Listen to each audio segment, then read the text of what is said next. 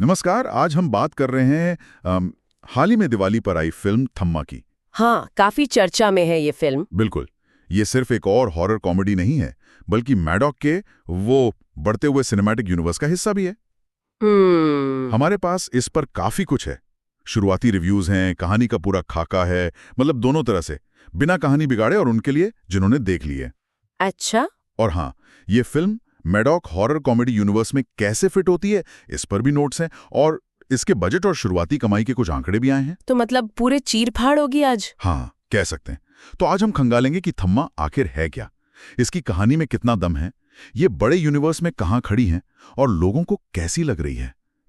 लगता है इसकी परतों में कुछ चौंकाने वाली बातें हैं। सुनने में तो दिलचस्प लग रहा है। कहानी की पहली झलक ही ध्यान खींचती है।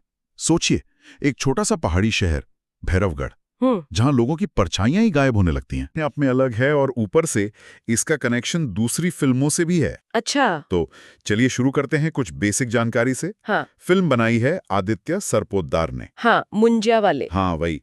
और पर्दे पर हैं आयुष्मान खुराना, रश्मिका मंदाना, नवाजुद्दीन सिद्दीकी और परेश रावल। बढ़िया कास्ट है। और ये मैडॉक फिल्म्स की पेशकश है उनके हॉरर कॉमेडी यूनिवर्स का नया चैप्टर, जो 2025 की दिवाली पर रिलीज हुई। ठीक है। तो अगर कहानी को बिना स्पॉइलर के समझें, तो भैरवगढ़ नाम की जगह पर ये अजीब घटना हो रही है।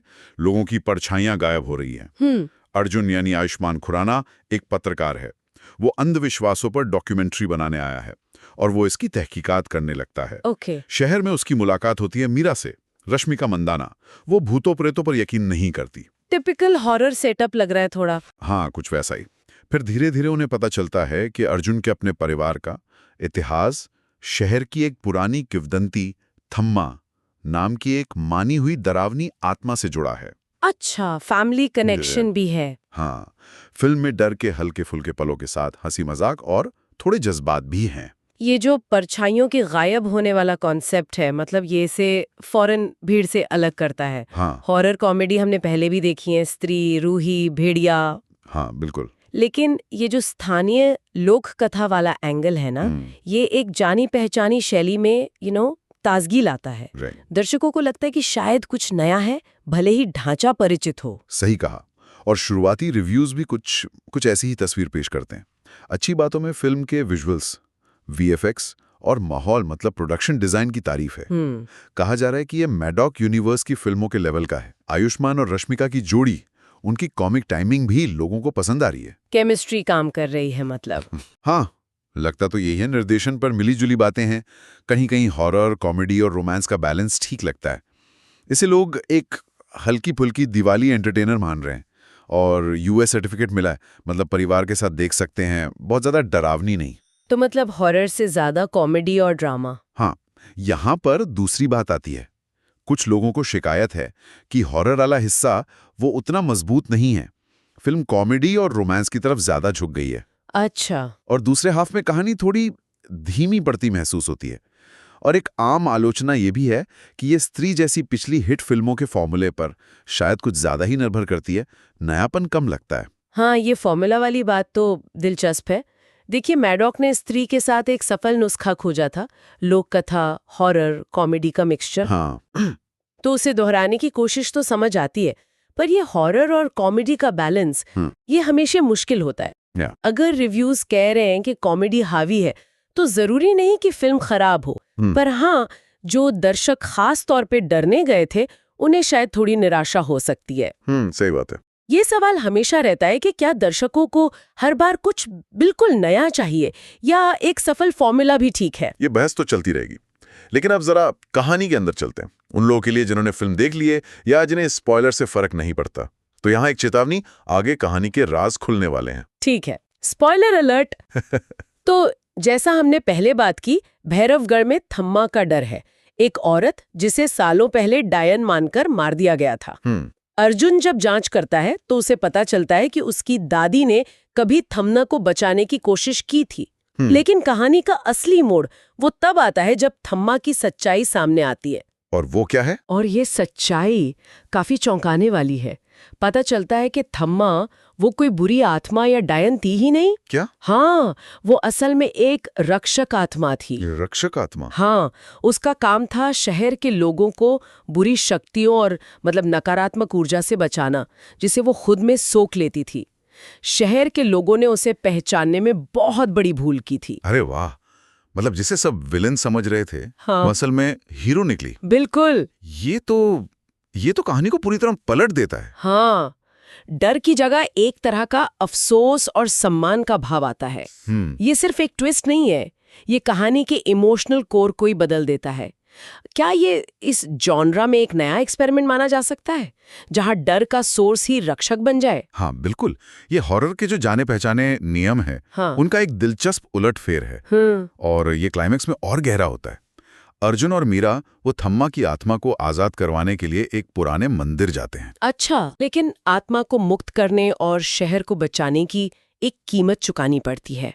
अर्जुन एक बहुत बड़ा बलिदान देता है, वो अपनी परछाई सौंप देता है। अपनी परछाई? हाँ, इस रस्म से थम्मा तो मुक्त हो जाती है, पर अर्जुन खुद वहां से गायब हो जाता है। गायब हो जाता है? अपनी परछाई देना और गायब हो जाना, इसका मतलब क्या समझें? क्या अर्जुन मर गया या कुछ और? फिल्म इसे पूरी तरह साफ नहीं करती, और शायद यही उसकी खूबी भी है। अच्छा। अंत में हम देखते हैं कि कुछ समय बाद मीरा शहर में है और उसके घर की दीवार पर अर्जुन की एक हल्की सी परछाई दिखती है। परछाई? हाँ। ये इशारा है कि अर्जुन शायद मरा नहीं है, बल्कि वो भी थम्मा की तरह एक रक्षक बन गया है, या किसी तरह उसकी शक्ति या विरासत से जुड़ गया है। इंटरेस्टिंग।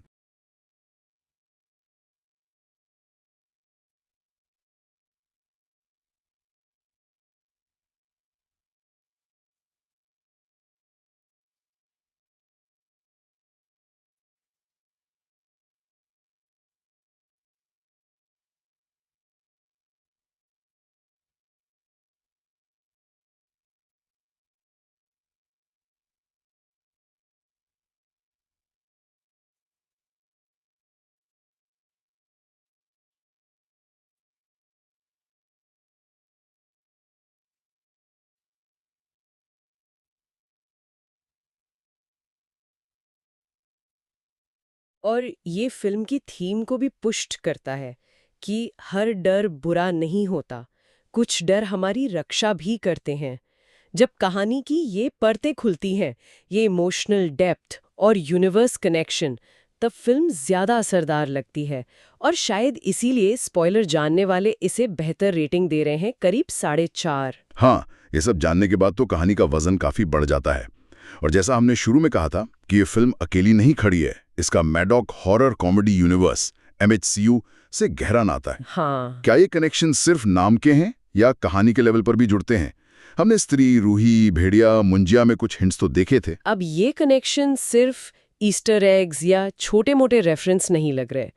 थम्मा इस यूनिवर्स में एक बहुत बहुत अहम कड़ी जोड़ती है, रक्षक आत्मा का कॉन्सेप्ट। अच्छा। ये एक ऐसा धागा हो सकता है जो भविष्य में इन सभी अलग अलग कहानियों को एक बड़े मिथक में पिरो दे। खासकर फिल्म के एंड में, क्रेडिट्स के बाद, जब वरुण धवन अपने भेड़िया वाले किरदार में नजर आते हैं। हाँ, वो एंड क्रेडिट सीन। बिल्कुल। और उनका वो डायलॉग, अब हमारे एक साथ आने का समय आ गया है। हाँ, ये तो सीधे सीधे एक बड़े क्रॉसओवर इवेंट की तरफ इशारा है, जहां ये सारे किरदार, स्त्री, भेड़िया, मुंजिया, थम्मा, शायद अर्जुन भी एक साथ आ सकते हैं। थम्मा ने इसके लिए स्टेज सेट कर दिया है। और इस स्टेज की लागत भी कम नहीं है। सुनने में आया है कि फिल्म का बजट करीब 140 करोड़ रुपए है। 140 करोड़? ये तो काफी ज्यादा है इस जॉनर के लिए। हाँ, वही मैं कह रहा था। शुरुआती आंकड़े बता रहे हैं कि पहले दिन भारत में लगभग 24-25 करोड़ कमाए, और पहले वीकेंड मतलब 3 दिन में करीब 59 करोड़ रुपए। 140 करोड़ स्त्री या मुंजिया के बजट से तो काफी ज्यादा है ये। इन शुरुआती आंकड़ों का क्या मतलब है यूनिवर्स के भविष्य के लिए? देखिए, 140 करोड़ वाकई एक एम्बिशियस फिगर है। ये दिखाता है कि मैडॉक अब इस यूनिवर्स को बड़े स्केल पर ले जाना चाहता है, लेकिन इतना बड़ा बजट फिल्म पर जबरदस्त प्रेशर भी डालता है। हाँ, जाहिर है। इसे न सिर्फ बॉक्स ऑफिस पर अच्छा करना होगा, बल्कि इतना सस्टेन करना होगा कि भविष्य के सीक्वल्स और क्रॉसओवर को जस्टिफाई कर सके, लागत वसूल कर मुनाफा दे।